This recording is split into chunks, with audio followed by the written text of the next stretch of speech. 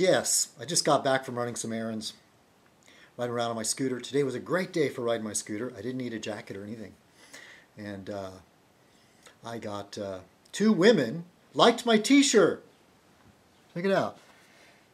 Keep calm and carry on. Yeah, this one gal is pretty good looking actually. She cuts hair in front of a place called Ralph's Haircut Place. She was standing outside having a cigarette. She goes, "Oh, I like your shirt." And her name is Carrie Ann. And Ralph's Haircut Place uses a, it came out during like the punk era, you know, Sex Pistols and all that. And they use like a Union Jack motif on the outside of their place. And then she had her boyfriend take my picture, who he happened to be from England. So you know me and my Anglophilia, how much I enjoyed that. And with my Doctor Who mug, thanks to Bobo McGraw. Cheers. I haven't forgotten about you. I'm working on something to send you. But I just can't get my lazy ass in gear. But I will. Before the end of summer. Yeah, I should say these things out loud. Then I'll feel the pressure to actually get it done. Okay, anyway. Yeah, thank you those that posted comments to my Fine citizenkong video. Who knows? Maybe I'll find some old pictures from the past. And I'll be like Cyber9 Rounder. This is a girl that I dated, and this is a place that I went. There's my travel pictures. Here I am on a boat.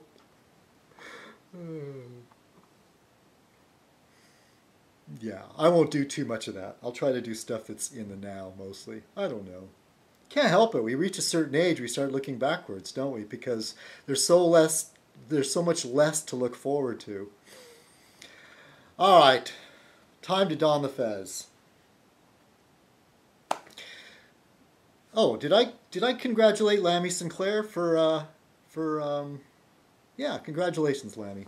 I announced you in a separate video. That you were the winner. I should have kept it up longer, but you know. Oh, I'll still leave the video up, but I mean, kept the guessing going on longer.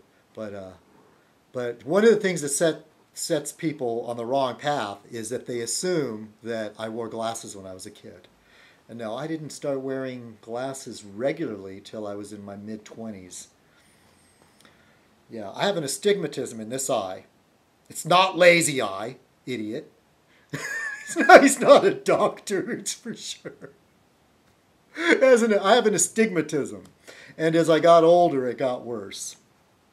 And then plus, I become farsighted as we get older.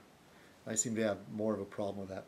So, anyway, do you remember I was talking about growing old and all that? Remember I mentioned last Fez Night that somehow I must have racked my knee because my knee had become swollen, and I thought there was like fluid in it, and then it was definitely there was fluid in there. I guess what they call water on the knee. I only know about water on the knee because remember that game Operation? You had like wrenched ankle and there'd be a wrench there, and you know the game Don't Touch the Sides. And he had, I think, water on the knee. And so anyway, yeah, it was like, got pretty big, and then it started getting smaller. And I was putting like I was putting a, ice bag on it and things like that. But it wasn't really painful. In fact, later it didn't hurt at all. And I would get down on my knee, on that bad knee, and it almost felt like wearing one of those like silicone gel knee pads. I mean, it was like a cushion there. So I dropped something, and I got down on one knee to look for it under the couch, and I'd forgotten that knee had that pocket of fluid on it. And I just went down on my knee, and it popped. It burst. Such the strangest feeling. I mean, beneath the skin, it just all the fluid. I don't know where it went, but it was such a strange feeling. And so I guess, and I was like worried. I was thinking I needed to go to the doctor or something, but because I never had anything like that before. And it just turns out, just give it some time and it took care of itself. Okay, anyway, Not that you would care anything about that, but anyway. All right, once again, time to don the fez. Greetings, fellow citizens. This is Citizen Kong, and welcome to another Fez Night. Tonight's Fez Night shall be called Occupy Fez Night. Well, I really don't have anything to say. I've already said it all.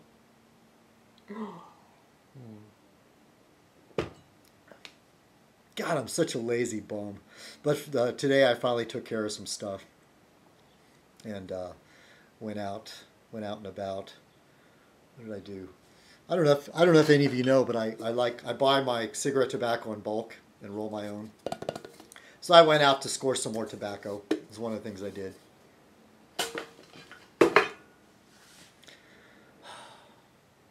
Stuff in the news. I didn't even open the Sunday paper.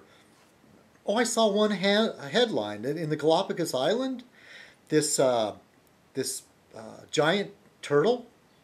They nicknamed Lonesome George. He was about 100 years old, but they say those turtles can live up to 200, so he really wasn't that old.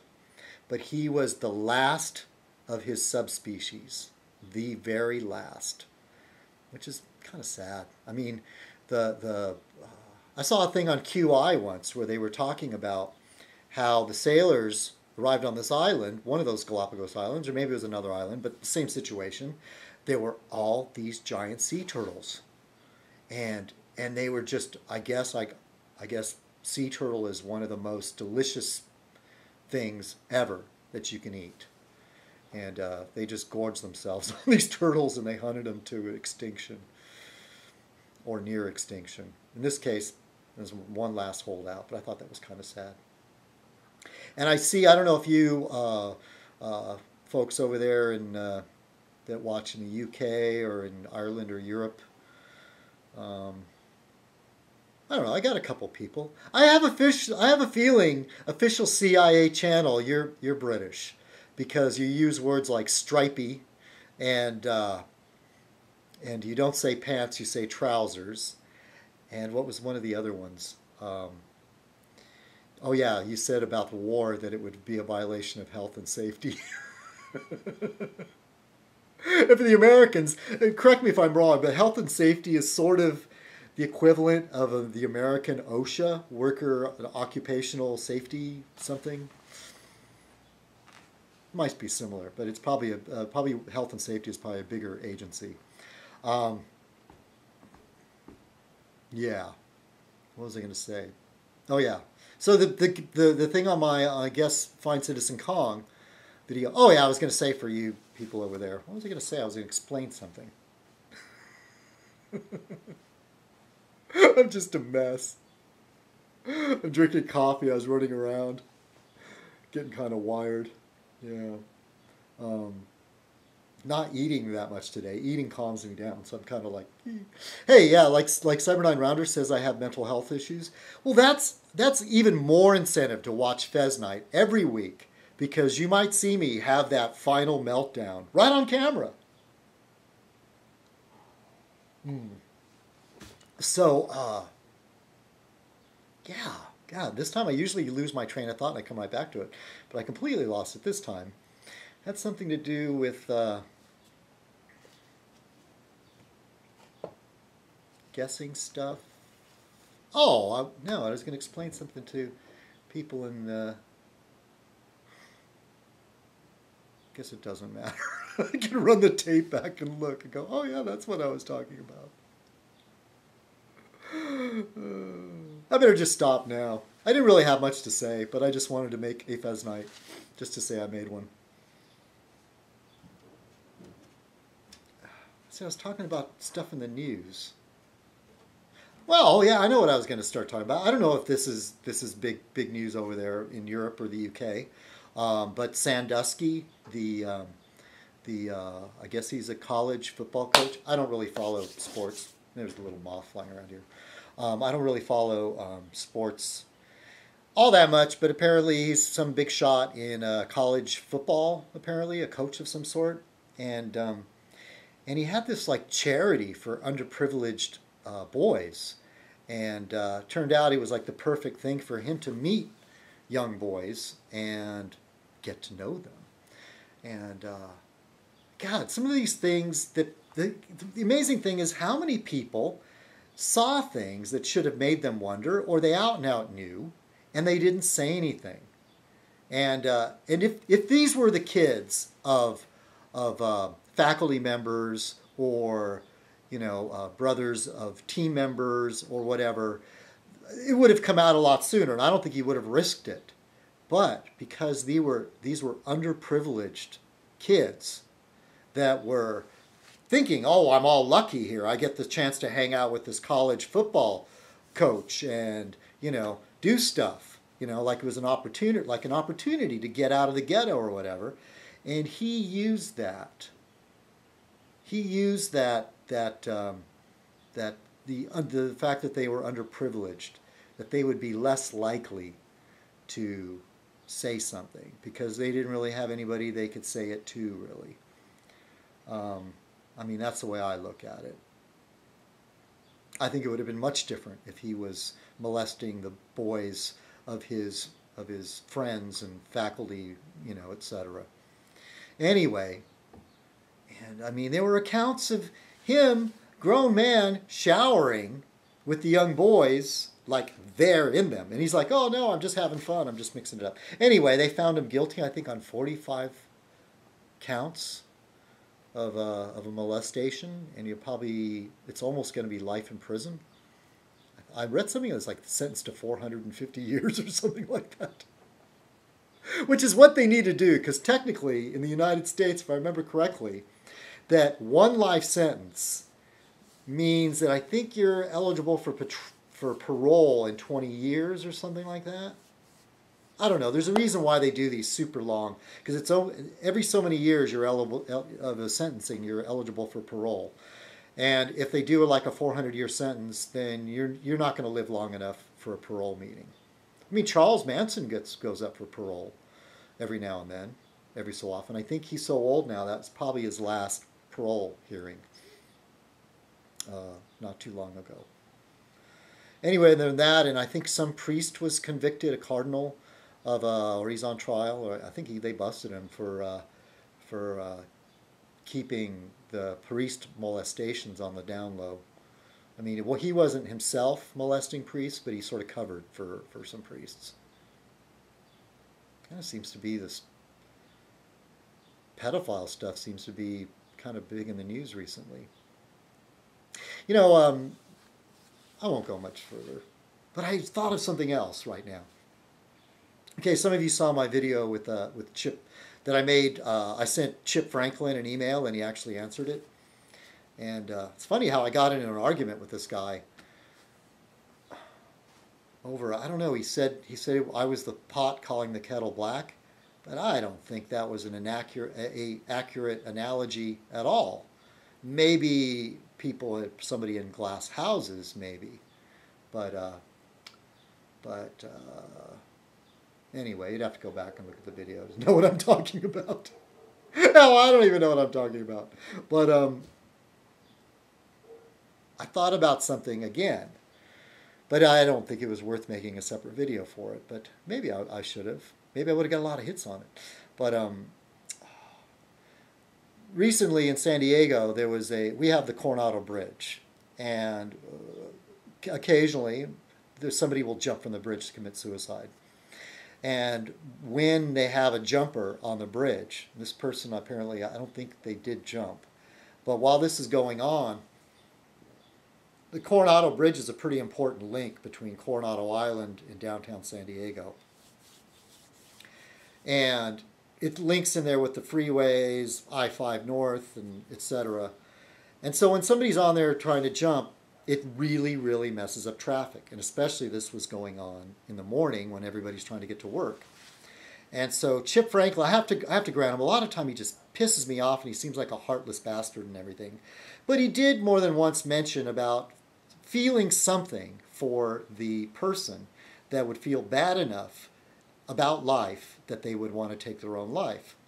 But mostly his callers, and what you're hearing a lot about, and mostly the major complaints are how these incidences of jumpers on the Coronado Bridge or in other places, how they snarl traffic, how they tie up traffic.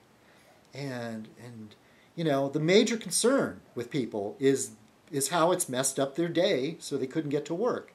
And you know, and I, hey, look, if I was stuck in traffic because of that, I'd be pissed off too. But I would hope to think that I wouldn't be like, oh, fucking jump, get over it. Let me get to work. Anyway, he was talking about solutions to the problem, and really they were talking about putting nets along the bridge and, you know, underneath the bridge, and it could cost several $1,000,000 or whatever.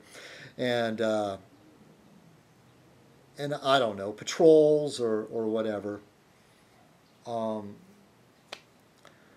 the other day I was thinking, I sent him an email, but he didn't respond.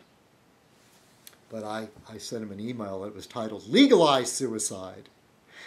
If suicide were legal, then we could provide facilities where these people could go, and they wouldn't have to jump off bridges. I mean, the email was shorter, but this is the idea.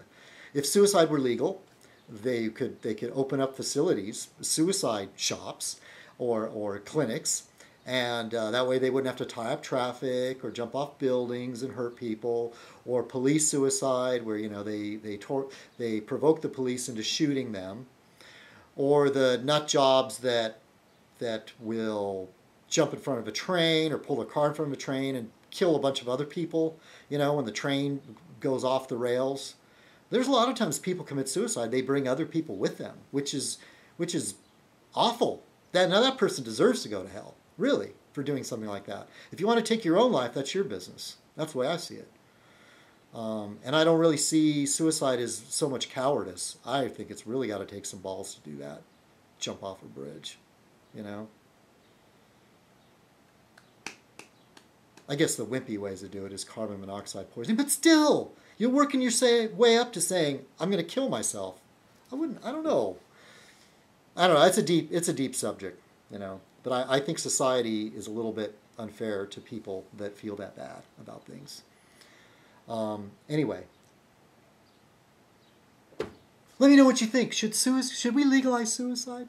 Actually, I don't believe in that. I don't believe in a full-on, you know, it'd be like in Soylent Green, where they had those places where they could sign up and they would give them a nice exit from life. I don't know, you remember that scene with, who was his name? Edward G. Robinson? Am I getting that right? Edward G. Robinson used to play gangsters and stuff, and he was in Soylent Green with Charlton Heston, and he was Charlton Heston's older friend. And at one point, he decides, I've had long enough, and he goes to the place where you check in, and they lay you in a chair, and the screen opens up, and they're showing you like scenes of nature and the way the earth was before, you know, the era of Soylent Green. And then they quietly put him to sleep. Then it shows the back, and there's piles and piles of bodies. Okay, that's not funny. And of course, they were turning them into Soylent Green. Did I ever tell you the guy that wrote that book, his daughter went to my middle school? It was about a year before I went to that. We called it junior high. She went to my junior high. She left before I entered junior high. I was in sixth grade when she was attending our school, and he lived in a house way up on a top of a hill. And when he got rich doing Soylent Green, he moved. So anyway, I guess that's it. You know, I went on a lot longer than I thought I would. But anyway, this is Citizen Kong. Thank you for watching Occupy Fez Night. Have a great week. Cheers.